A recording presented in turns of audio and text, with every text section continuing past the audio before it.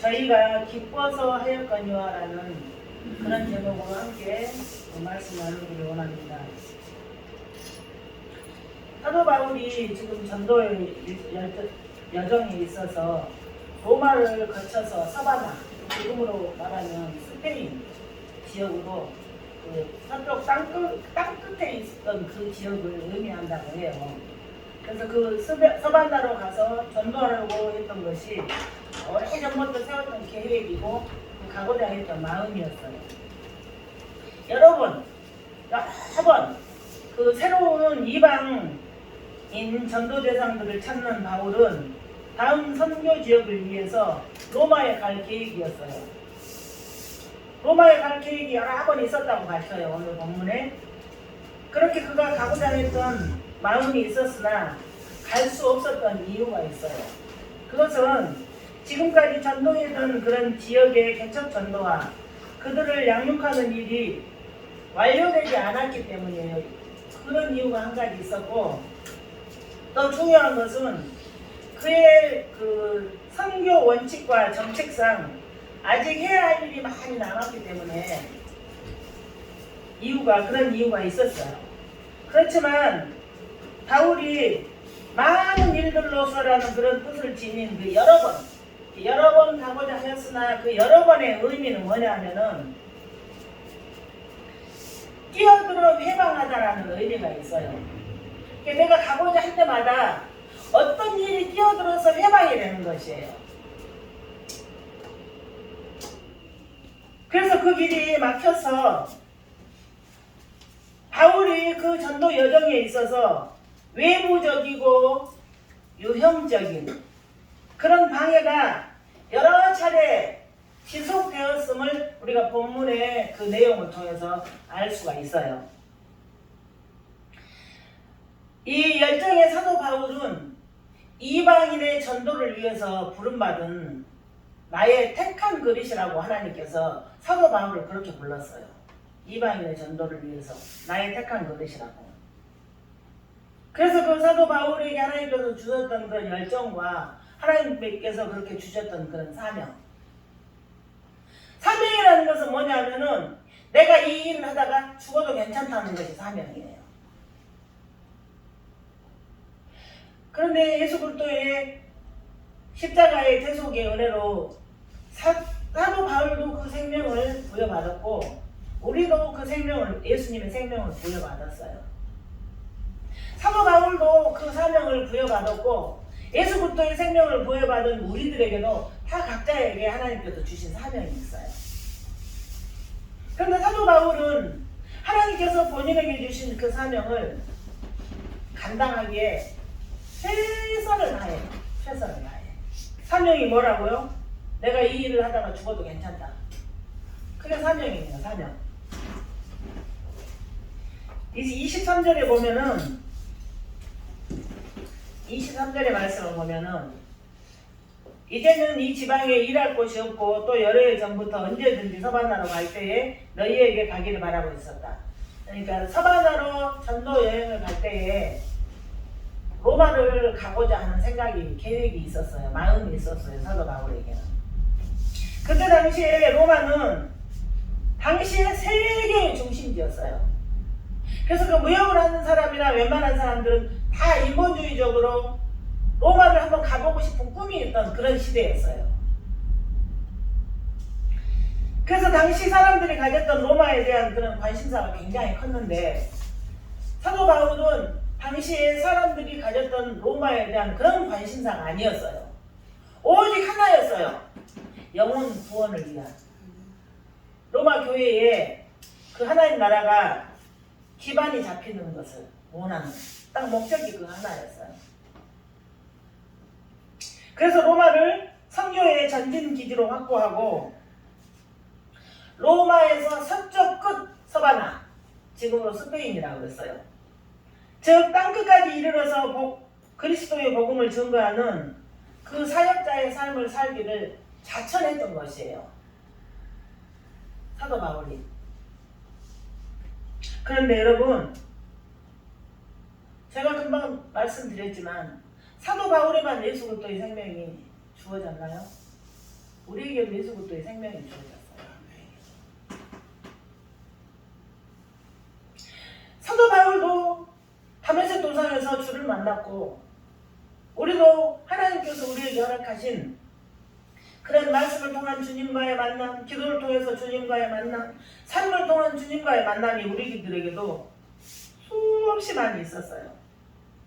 근데 그 사도 바울의 열정은 내가 만난 그 주님이 주신, 그 주님이 허락하신 그 주님이 너무, 주님의 그 나라가, 아버지의 그 나라가, 주님의 그 일이 너무 좋았던 거예요. 그래서 사도 바울이 그 가말리엘 문화생으로서, 로마의 시민권자로서 그 모든 것들을 배설물로 여기고 자기 목숨을 들여서 영혼 구원에 대한 이방인들의 전도를 위한 하나님의 택한 그릇으로서의 아름다운 사명을 감당할 수 있었던 것이에요. 그래서 그가 하나님이 좋아서, 주님이 감사해서 생명을 드리는 열정으로 주님을 섬기는 일이 이방인들의 전도였어요.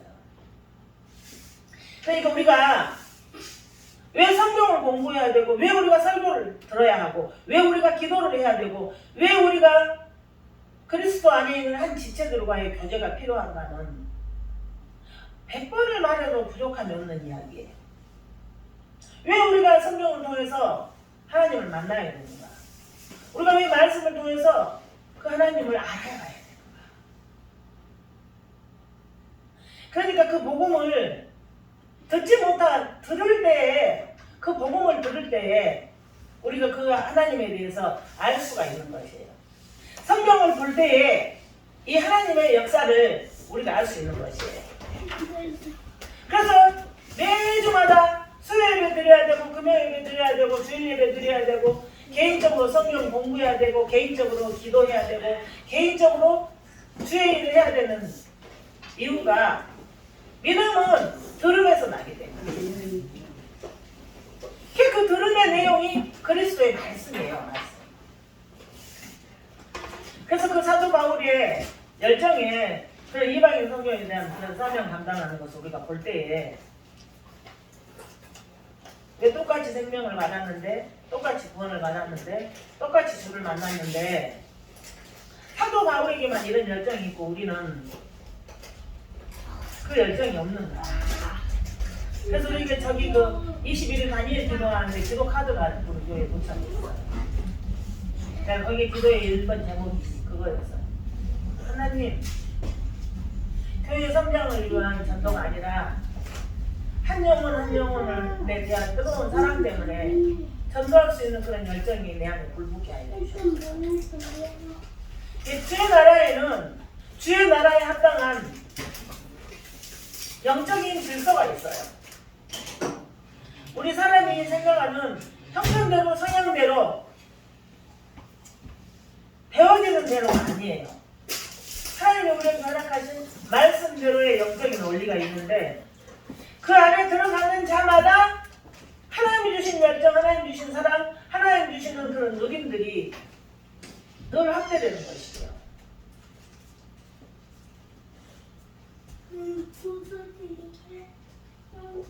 24절에 보면은 사도 바울이 로마를 경유지로 생각하고 로마 교회 성도들을 만나기를 원했어요. 그래서 로마 교회 성도들을 함께 만나서 믿음의 역사들을 간증하고 싶었던 것이에요. 이거 이해되지 않아요?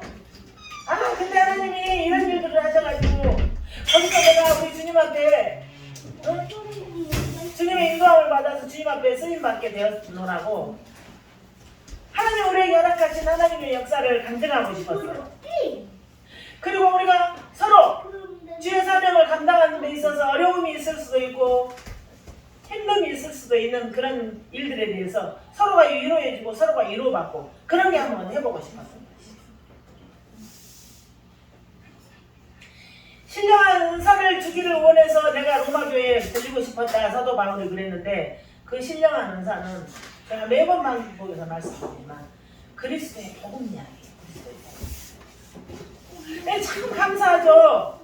어떻게 나 같은 죄인이 그 신령한 은사인 복음, 그리스도의 그런 복음 안에 들어서 구원을 받아서 주의 나라를 말할 수 있고 주의 나라를 고백 살아갈 수 있고 그 하나님을 아버지라고 부를 수 있으며 이렇게 살아갈 수 있는가?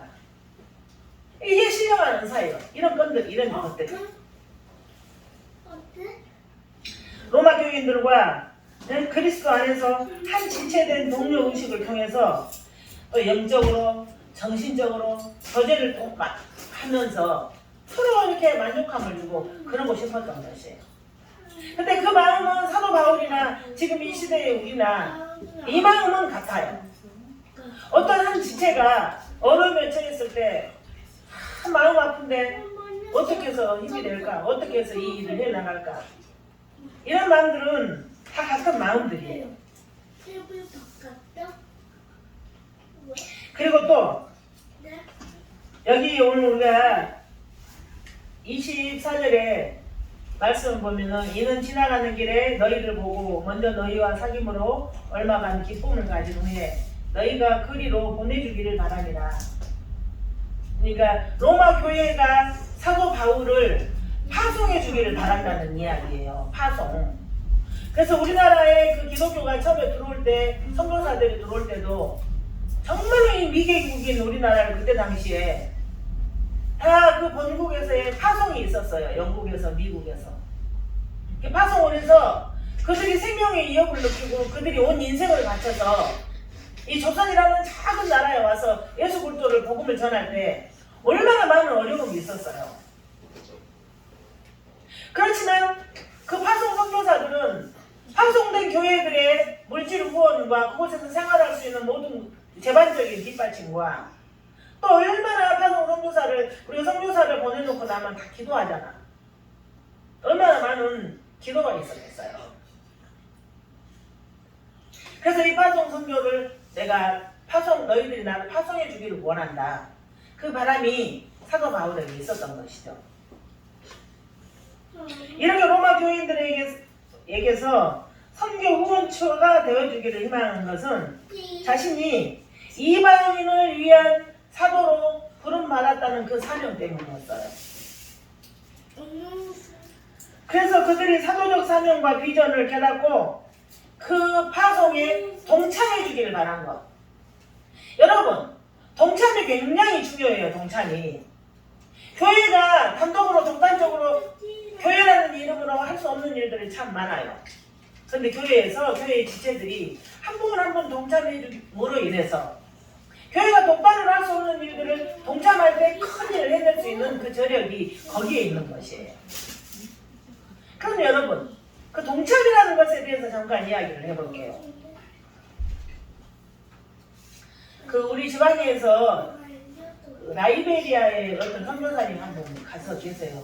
연배가 좀 있어 보이던데 그분은 이제 언어가 되니까 그곳에서 그 구역 조직을 이렇게 크게 결성을 해가지고 아이들을 중심으로 해서 굉장히 복음을 멋있게 증거하고 계시던데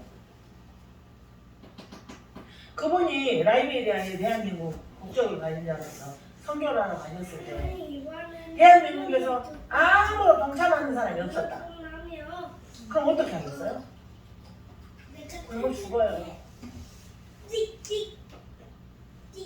그래서 그 선교사들이 그곳에 갈 때 교회에서 동참을 해주고 교회에서 함께 해주는 것을 보내는 선교라고 그래요. 보내는 선교. 파송을 보내는 선교라고 그러고 거기 가서 열심히 선교하시는 분들은 보냄받은 선교사라고 그래요. 캄보디아에 선교사가 지금 가서 계세요. 그분 역시 정말로 그 문화적으로 너무 민족적으로 다른 민족성을 가진 그런 사람들을 대상으로 복음을 전하러 갔었는데 만약에 그 캄보디아 파송 선교사에게 파송하는 사람, 동참하는 사람이 없었다면 어떻게 되겠어요? 한번 상상해보세요. 나는 그거하고 관계없어요. 나는 형편이 없어서 그런 거 못해요. 아니에요, 여러분. 우리가 이 땅에서 같은 문화권 내에서 열심히 복음을 전하는 것을 전도라고 이야기하고 타 문화권에 나가가지고 복음을 전하는 것을 선교라고 해요.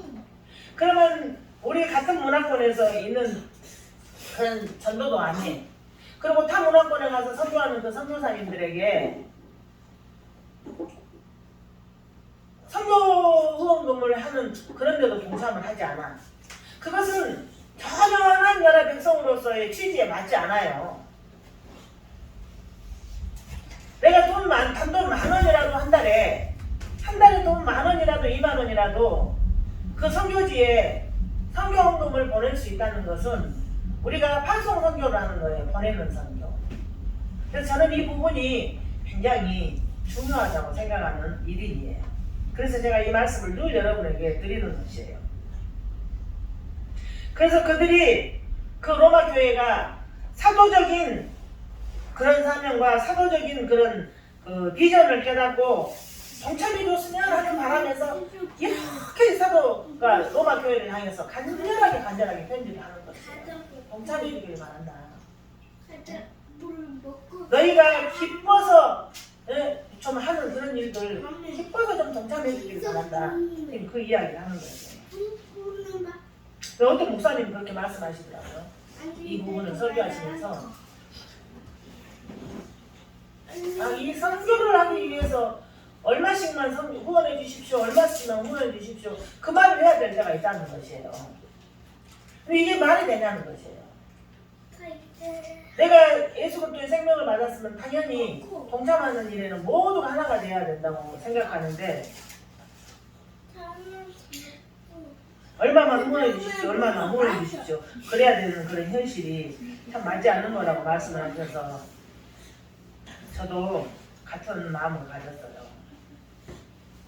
선교나 전도는 반드시 파송처가 있어야지 이렇게 자리를 잡아서 할 수 있는 이야기예요.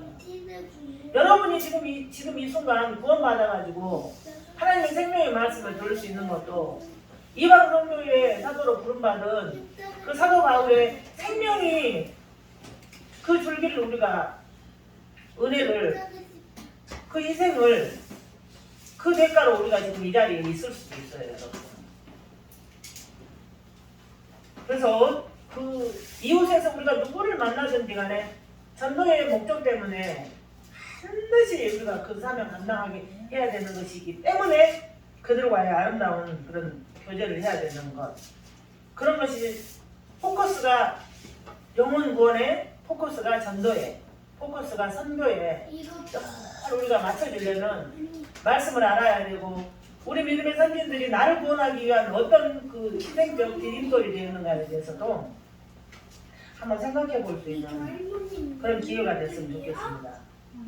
지금 이 시대에도 예수 믿지 않는 그 죄와 사망에 놓여 있는 그런 자들을 위해서 파송 선교자의 그런 어떤 열정과 헌신과 그런 희생 때문에 지금 이 시간에서도 지구 반대편 어디에선가 그 복음 때문에 죽었던 영혼이 살아나는 그런 기이한 역사가, 그런 은혜의 역사가 반드시 나타나고 있어요. 그런데 그런 일들에 있어서 우리가 기도해야 하고 그런 일들에 있어서 선교 후원에도 좀 동참해야 하는 그런 역사가, 은혜가, 헌신이, 순종이 있기를 간절히 원합니다, 여러분. 지금도 파송 전도자의 열정과 헌신, 그 사랑과 희생이 때문에 하나님 나라가 계속 지금 이 순간 확장되고 있어요. 그래서 우리가 이런 일들에 동참하기 위해서는 자기 연민, 자기 환경에 대한 그 집중을 에서 벗어나서 믿음의 주요 온전케 하신 그 예수 그리스도를 집중할 때에만 우리가 그 일들에 동참하게 될 줄 믿습니다. 그래서 우리가 선교하는 것, 우리가 전도하는 것은 그 영혼 구원을 위한 엄청난 중요한 지상 명령을 지금 우리가 실행하고 있는 것이에요. 네. 그래서 제가 우리 순복음 지립교회도 선교 헌금 봉투 하나씩 가졌으면 좋겠어요. 개인이, 전원이. 그 액수가 10,000원인데도 여러분이 한 달에 돈 10,000원 들여서 선교지에 후원하는데 그 도움이 된다면 어려운 일 아니잖아요. 그래서 우리가 선교하는 것, 우리가 전도하는 것은 영혼 구원을 위한 일이다. 하나님 나라 일이다. 엄청난 중요한 그 하나님의 지상 명령을 우리가 지금 순종하고 있는 것이다. 이렇게 좀 크게 생각해 보시기를 좀 부탁을 드립니다. 바울은 교회의 선교 지원 의무를 하나님 나라와 하나님 나라 확장이라고 동참을 호소하고 있어요. 선교의 지원 의무는 하나님 나라 확장에 대한 동참 의무다는 이야기예요. 그래서 거기서 소외돼 거기서 아무 관련 없는 사람으로 살지 않았으면 좋겠어요. 네. 보내는 선교사의 사명을 좀 동참했으면 좋겠습니다. 25절에 보면은 사도 바울은 지금 당장 로마를 방문하지 못한 이유를 설명해요. 그러나 이제는 내가 그렇게 가기를 원했고 너희가 나를 파송 선교사로 보내주기를 바랬다. 그러나 이제는 내가 성도를 섬기는 일로 인해서 예루살렘으로 가게 됐다고 그래요. 잘 들어보세요. 나는 로마를 가고자 했다. 로마를 거점 전진 기지로 해서 사바나로 가기를 원했는데 그게 잘 안 돼서 이제는 내가 성도를 섬기는 일로 예루살렘에 가게 됐다. 이렇게 지금 설명을 하고 있는데 그건 무슨 이야기냐 하면은 구제헌금을 가지고 예루살렘을 방문하려고 하는 그런 계획이 생겼어요. 그 26절에 보면 이는 마게도냐와 아가야 사람들이 예루살렘 성도 중 가난한 자를 위해서 기쁘게 얼마를 연보하였습니다. 제가 이 그 내용들을 한번 설명해 드려 볼게요.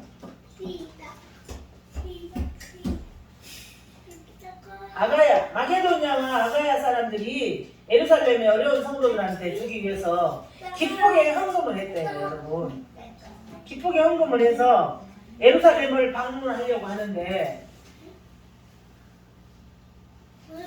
사도행전 20장을 보면은 이때 사도 바울이 예루살렘을 방문하는 일은 결박과 환란이 기다리고 있는 결코 순탄치만은 않은 그 일이 기다리고 있어요. 거기서 잡혀요. 사도 바울. 헌금 전해주러 예루살렘을 갔다가.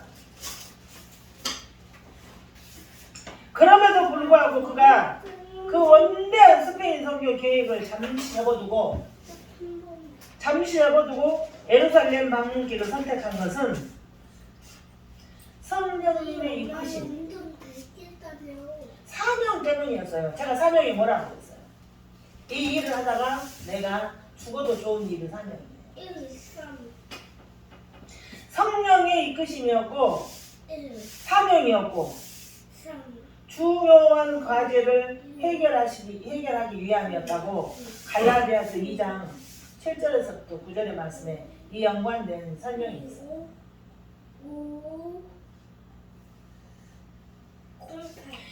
여러분, 이 사도 바울이 스페인 선교길이 미래의 계획이라면 예루살렘을 방문하려는 것은 지금 당장 해야 할 급선무였어요. 지금 당장 해야 될 임무였어요.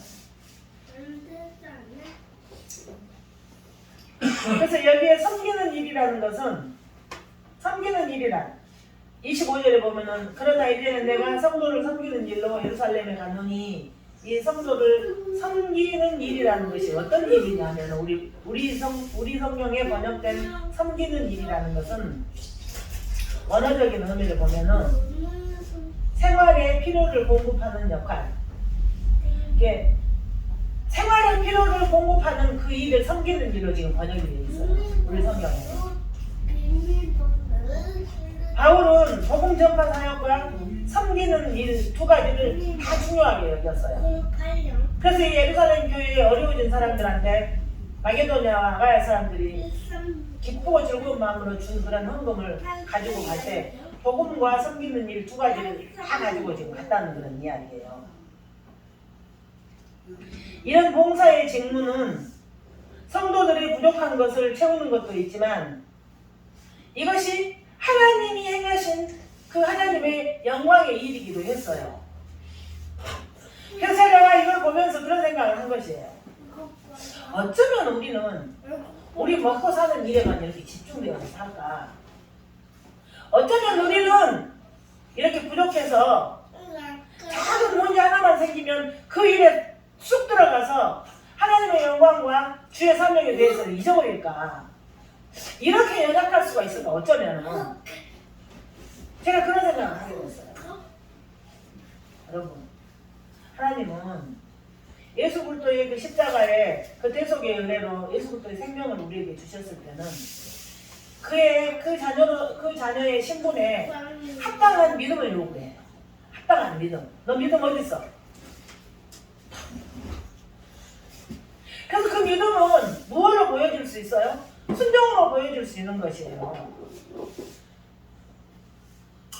그래서 하나님 나라는 심고 거두는 법칙이 정확하게 자로 재듯이 심고 거두는 법칙에 의한 설명이 있어요. 설명이. 그래서 여러분, 선교지를 위해서 기도해야 돼요.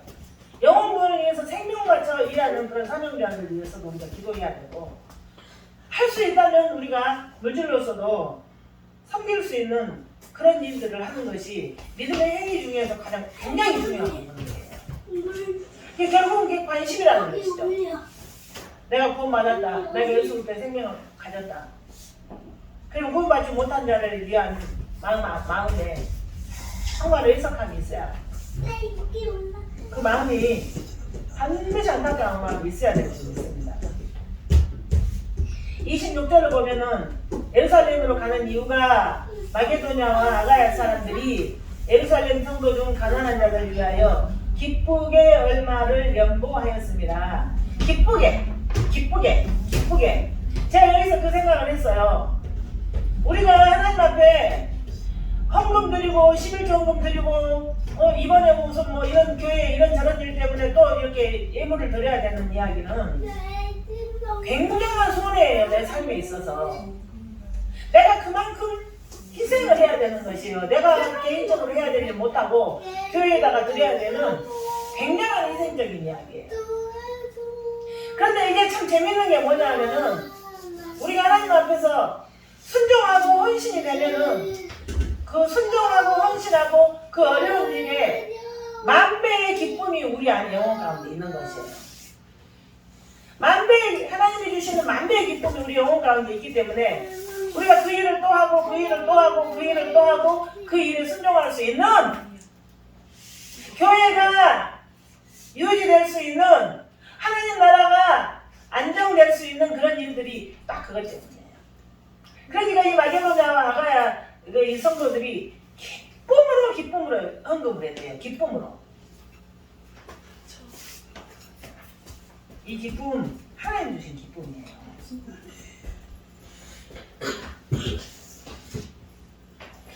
26절에 보면은 기쁜 마음으로 연보를 했다고 그러는데 이 연보에 대한 그 원어적 의미가 여러 가지가 있는 것 가운데 이 연보는 원어적 의미는 코이노니아예요. 교제 이야기예요. 또 기부금이라는 그런 의미도 있지만 가장 핵심적인 의미는 뭐냐면은 그 우리 성경의 연보라고 지금 기록된 가장 핵심적인 의미는 어떤 것을 나누거나 또는 어떤 일에 공동으로 참여하는 행위예요.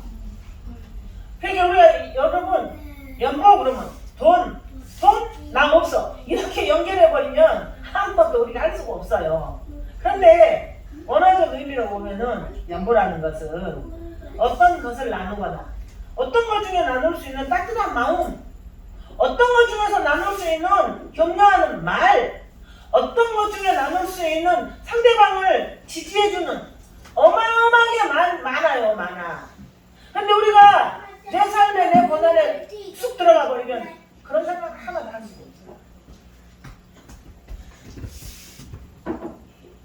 어떤 일에 공동으로 참여하는 행위, 어떤 일에 공동으로 참여하는 행위. 그래서 재난으로 인해서 가난에 처한 동료 형제들의 아픔에 함께 참여하여 자원하는 마음으로 힘껏 헌금을 한 것이에요. 이 마게도냐와 아가야의 성도들. 함께 동참하는 마음으로 힘껏 언급을 해준 거예요. 이것은 어려움을 당한 성도들을 향한 참된 교제의 징표. 교회에 어려움을 당한 성도가 있다면은 참 이게 어려운 게 뭐냐면 내가 마땅히 뭘 해줄 만한 게 참 어려워요. 쉽진 않아요. 근데 최소한 이런 일들을 위해서 깊이 생각하고 깊이 한번 실현해 보는가. 내가 하나님의 백성이라면 형제 사랑의 증거예요. 가난에 처한 동료 형제들이 아픔에 참여하며 함께 참여해서 힘껏 언급해 주는 것은 형제 사랑의 증거라고 할 수 있어요. 형제 사랑의 증거. 그래서 여러분, 하나님 나라의 영적인 원리는 내가 예수 그리스도의 생명을 풍성하게 받은 사람은 그 생명이 반드시 그 생명을 흘러보내게 돼 있어요. 내가 그 구원받은 그 은혜가 내 안에 넉넉한 사람은 반드시 그 은혜를 태도로서, 행위로서, 말로서 그 무엇으로도 흘러보내게 돼 있어요, 여러분. 내 안에 하나님에 대한 사랑이 있는 사람은 반드시 그 사랑이 흘러나가게 돼 있어요. 왜 우리가 사랑이 뭐 흘러나가는가? 나에게 풍성한 예수 그리스도의 그 사랑을 키워내지 못했기 때문에. 나에게 왜 그 은혜를 흘러보낼 수 없는 그런 상태인가 나는 남에게. 나 같은 죄인 구원하신 그 어마어마한 하늘과 같은 그 은혜를 내 안에 풍성하게 자리 잡게 하지 못했고 그 풍성하게 가지지 못했기 때문에. 그래서 여러분, 이 하나님 나라의 영적 원리는 반드시 흘러넘쳐야 돼요. 생명이 흘러넘쳐나고 그 사랑이 흘러넘쳐나고 그 은혜가 흘러넘쳐나고 그 관심이 흘러넘쳐나고 상대를 지지해 줄 수 있는 것이 흘러넘쳐나고 상대를 위한 그런 기도가 흘러넘쳐나고 그게 하나님 나라의 영적 원리예요. 아까 단풍이 들어도 나는 아름다운지 모르겠어요. 나는 계절이 바뀌어도 아름다운지 모르겠어요. 그게 우리의 연약함이에요. 연약함. 그럼 그 연약함 그대로는 살면 우울해져요. 우리가 그 연약함 그대로 살면은 우울해져요. 전혀 이 기쁨이 없어요. 그럼에도 불구하고 우리가 내 안에 예수 그리스도의 생명이 있는 사람, 가을이 가고 계절이 또 한 계절이 가면 나는 지금 당장 하나님 앞으로 가려는 가까워지는 것이에요. 그럼 여러분 준비하는 것이에요. 천년만년 살 사람이 여기 어디 있어요? 우리가 하나님 앞에서 살다 보면은 반드시 나이가 먹게 돼 있고 늙게 돼 있고 예? 개인의 정말이 그냥 하나님 앞에 갈 건데 영원히 살 사람은 없습니다. 준비하는 것이에요. 풍성한 생명을 가지고 풍성한 사랑을 가지고 풍성한 그런 영적인 그 은혜의 원리를 가지고 내가 그 주님 앞에서 어떻게 해야 될까? 두렵고 떨리는 마음으로 우리가 묵상 한번 해볼 필요가 있는 것이에요. 네?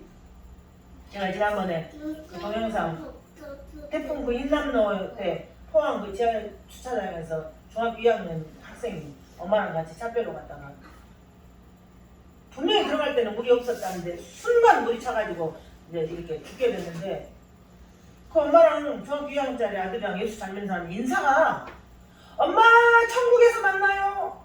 아들아 우리 천국에서 보자. 엄마 나 키워줘서 감사해요. 천국에서 봐. 이것이 예수 믿는 사람들의 가장 기본적인 자세예요. 천국에서 만나.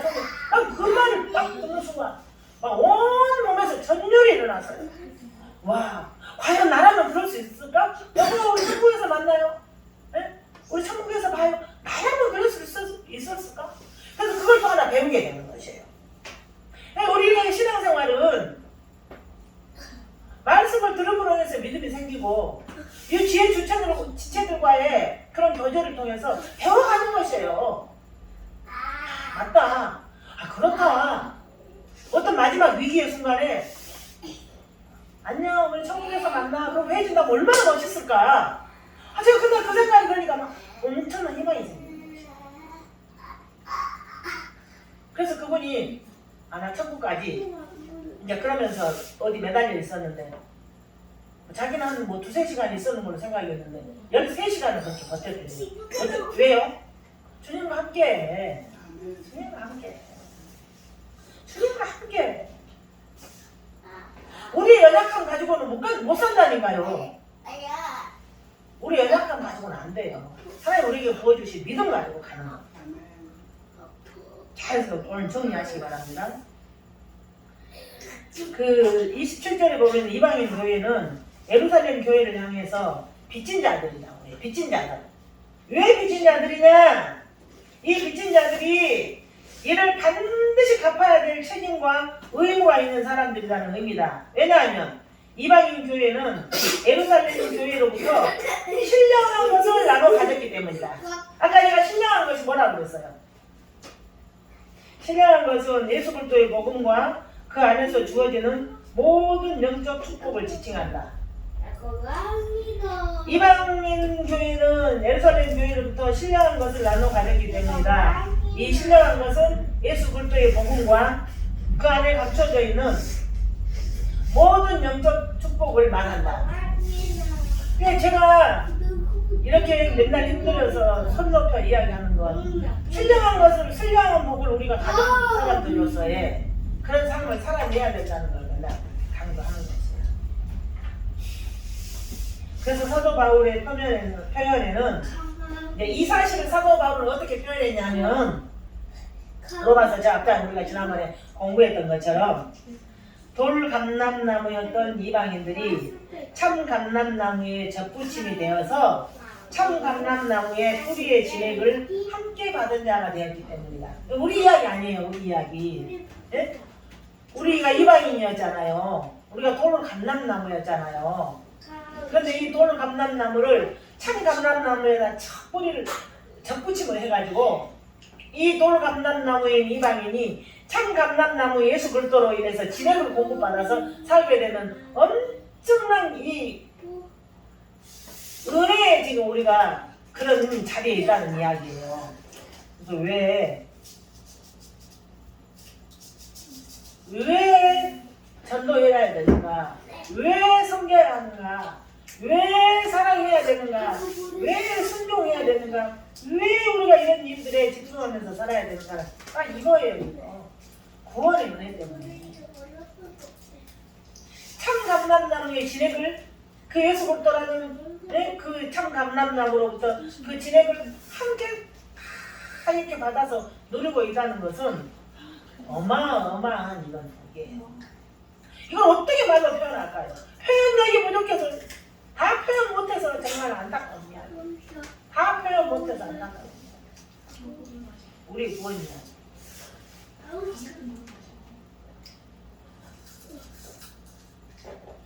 사도 바울이 어떻게 썼는지 아세요? 이방인들이 영적인 것들을 나눠 가졌으면 육적인 것으로 그들을 섬기는 것이 마땅하니라. 의문이라 반드시 해야 되니라. 그러니까 무슨 얘기냐? 이방인이 우리가 전도를 받아서 하나님의 자녀로 구원받으니 은혜 가운데 있음으로 인해서 우리도 믿지 않는 자들에게 복음을 전하는 것은 의문이라. 우리도 믿지 아니하는 자들에게 섬기는 것이 의문이라. 믿지 않는 자에게 그리스도의 사랑을 보여주는 것이 의문이라. 전도하는 것이 의무다. 그 이야기라는 거죠. 그런데 어떻게 해요? 기뻐서 할 수 있는 경지에까지 가야 돼요. 여러분, 기뻐서 복음을 증거해야 돼요. 이 구원받은 은혜가 너무 기뻐서. 그래서 보내는 선교사 기뻐서 하는 것이에요. 그래서 보내는 선교사 감사해서 하는 것이에요. 구원받은 은혜가 너무 기뻐서 그래서 애교에 오는 것이에요. 구원받은 은혜가 너무 좋아. 예수님 너무 좋아. 어떻게 나 같은 걸 구원하셨을까? 그게 기뻐서 우리가 주의 일에 집중할 수 있고 순종할 수 있고 헌신해야 된다는 이야기. 그래서 여러분이 하나님 앞에 특별 헌금을 드릴 때 여러분 안에 느껴지는 그 기쁨은 하나님 주시는 것이에요. 그 동참의 기쁨이라는 것은, 동참의 그 당당함이라는 것은, 동참의 그 은혜라는 것은 여러분 세상에 주는 것이 아니에요. 반드시 여러분이 한번 생각해 보셔야 돼요. 나의 고난과 나의 부족함과 나의 연약함에 집중해 있으면 우리는 주님의 일에 동참할 수 없어요. 나를 사랑하사 나를 위해서 자기 몸을 버리신 그 그리스도를 우리가 묵상하면 동참할 수 있어요. 로마서 이제 몇 번 안 남았는데 제가 설교를 작성할 때마다 마음이 참 아픈 것이 왜 이렇게 못하고 살지? 왜 이렇게 나는 이렇게 못하고 살지? 그게 그 아픔과 그 회개가 하나님 앞에 그 간구가 제가 하나님 앞에 이렇게 드려진다고요. 설교 마칩니다. 우리 함께 기도할 때 하나님 우리를 왜 내가 내 고난에 집중하지 말고 예수 그리스도께 집중하게 하시옵소서. 내 삶에 집중하지 말고 전도에 집중이 되게 해주시옵소서. 내 삶에 집중하지 말고 주의 일에 동참하는 데 집중하게 해주시옵소서. 연약한 나에게 집중하지 말고 주님의 그 명령에 집중할 수 있는 그런 내가 되게 해주시옵소서라고 주님 성령으로 3번 부르고 우리 하나님 앞에 기도합니다.